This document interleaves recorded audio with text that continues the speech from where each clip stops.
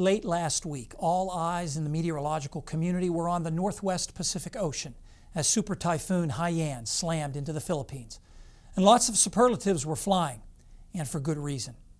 Typhoon is the regional name for a hurricane in that part of the world, and if sustained winds reach 150 miles per hour, the U.S. Navy's Typhoon Warning Center calls them super typhoons, roughly equivalent to a Category 5 hurricane. When Haiyan made landfall last Friday, sustained winds were estimated at 195 miles per hour, which would make it the strongest tropical cyclone on record at landfall anywhere in the world. The current record holder is Hurricane Camille in 1969, which hit Mississippi with 190-mile-per-hour winds.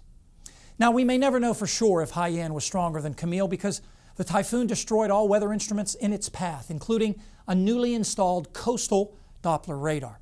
Plus, surveillance aircraft do not fly into Pacific typhoons to get direct measurements like they do in the Atlantic.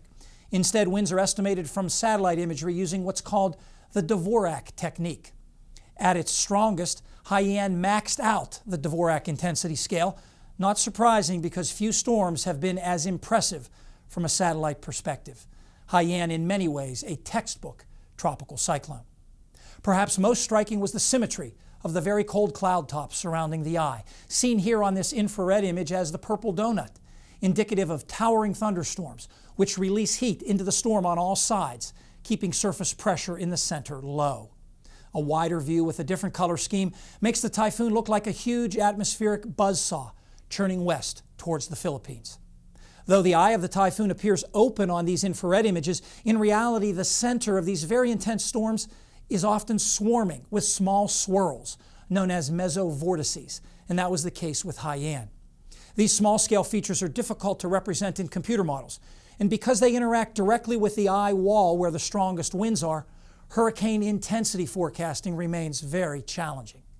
The eye wall of Haiyan was also the site of another unusual feature, a burst of lightning just before landfall.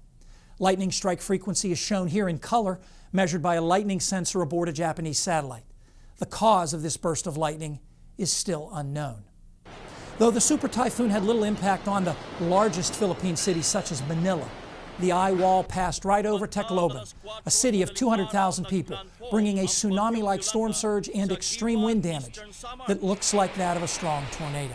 But in this case, the tornado-force winds lasted hours, not minutes. And by the way, just for a little perspective, here's what the typhoon would have looked like if it was off the east coast of the U.S. This was indeed a very large storm. Paul Knight is back next with our extended forecast.